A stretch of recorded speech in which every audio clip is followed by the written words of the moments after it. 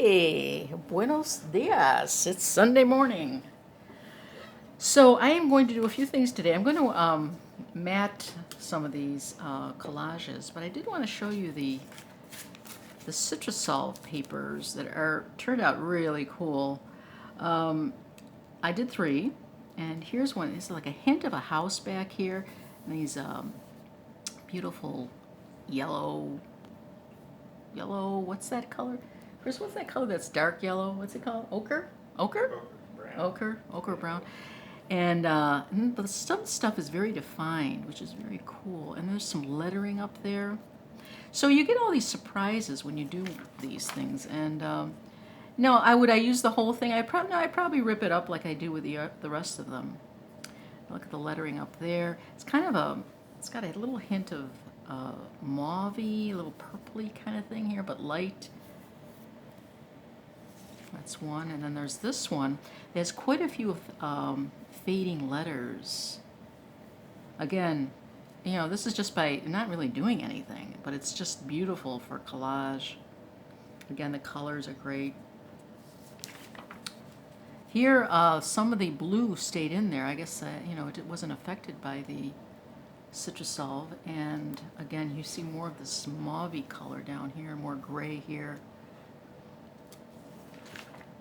And one of these days I like to do a collage with these papers, like do a whole collage with the papers, you know, get to see how I use them. What's nice, like this piece here, you see how it looks like there's light coming down. There's that light section here, and so you could think of it as maybe sunlight coming down, so it could be used as an abstract. Again, you see this lettering. Some of it's clear, some of it's not. You see the faded map. And this edge is very cool. And there's dog here. Very cool edge that's darkened. You could do that. You could use that for a lot of things. And this one, again, you have this light coming down here. You have this light almost radiating out of this, whatever this is. It's nothing, but you could make it something. Lettering down here. So these are fun, and every one of them is going to be unique. You can't design these things. They're just random. So they're very cool. So those are my Citrusol papers. I'll be making more of those for myself. So we are going to. These are different. These are now cut down. They used to be on 2 sheets in a book. I've cut them down and I'm getting them ready to sell.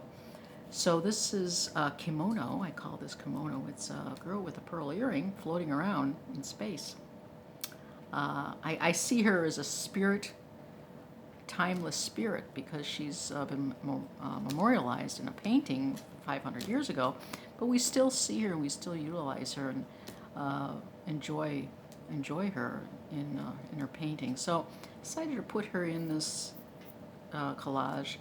This collage, there's probably like 20 pieces in this. I just kept adding and adding until I finally liked what she looked like. And it reminds me of a kimono, so I figured, kimono, call her kimono.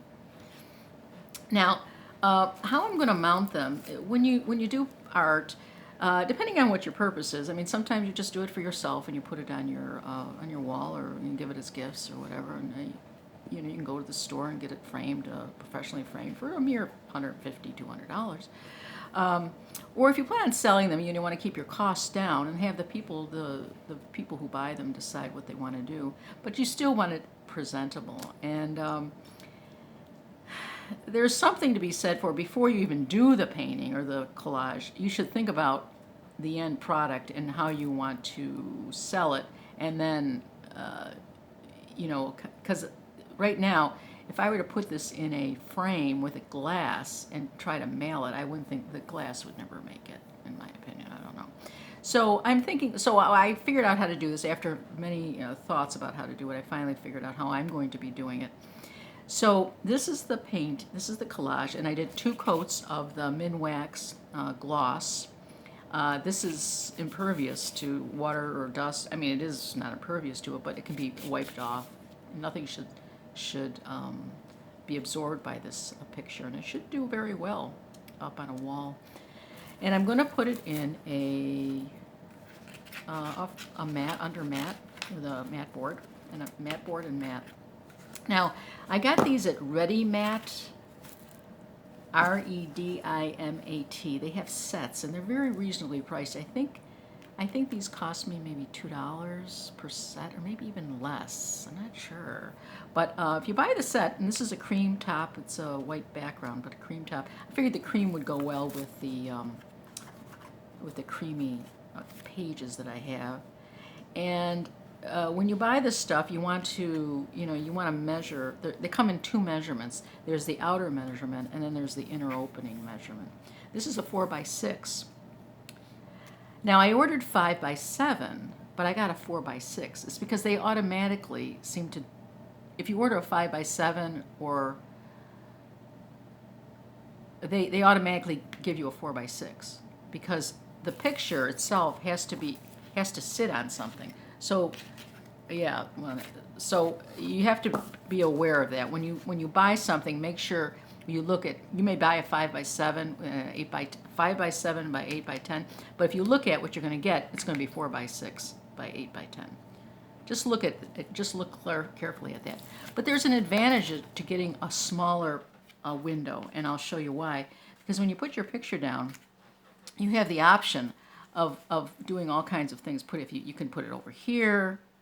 You can make her go up in that corner if you like. You can put her higher, assuming however high that goes. You can put her lower. So there's a lot of places you can put the frame, which is kind of a nice. You're not stuck with just one particular view of the picture. So it's kind of nice having it a little bit smaller. Now what I'm going to do is, when I put this together, it's very, very easy.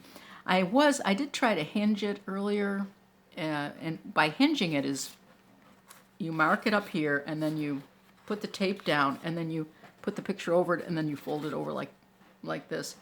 But for some reason, it was there were too many variables, and it wasn't coming out straight. And I said, "Oh, forget about this." So I'm just going to use some artist tape, which is this stuff, and this is tacky, but it's not overly tacky, and it'll come off very easily if someone wants to do something else with this picture.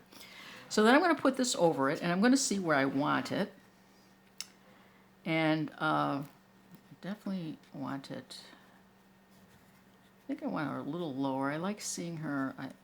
I really like this picture. Of course, I would say that, right? Because I did it, and I did like it. So let's see. So you want to see how it settles, and make sure you've I might want to go over a little bit more. Make sure you've signed it, and then you have to make sure it's straight. Let's see. I'm not right over the picture, so let me see if that looks good.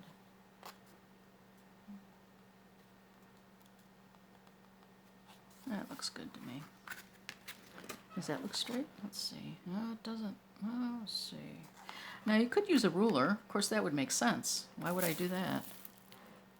Because then I have to get a ruler. And where are my rulers? Should I get a ruler and try this? See if it is even? But why bother?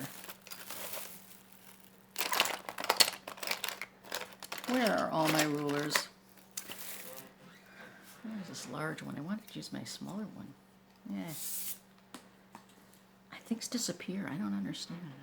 I just want to. I'm not even sure what I'm doing here. It looks straight. Now, when people look at stuff, they're not going to spend too much time just looking at every aspect of it. But I think this looks pretty good to me. Yeah, this looks good. So all I do, rather than do the hinge thing, I just put my finger here. As I said, this is all protected. And then I'm going to, look, it just barely goes down there, but that's okay. I have a wide, it's on this acid-free backing. I'm just going to take a little glue. You don't have to do a lot of it, just a little bit of it.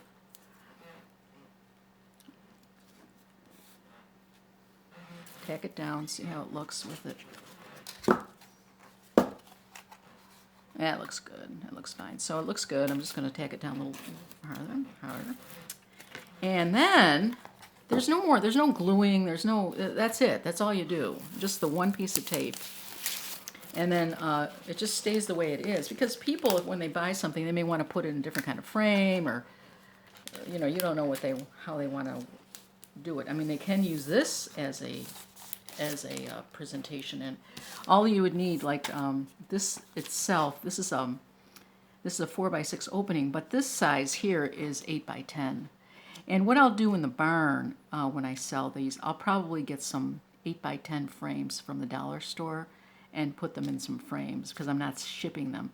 Otherwise, when this goes on sale, wherever I decide to do, well, definitely on my art site, and if I choose to go to other places online, I'm not going to open an Etsy shop.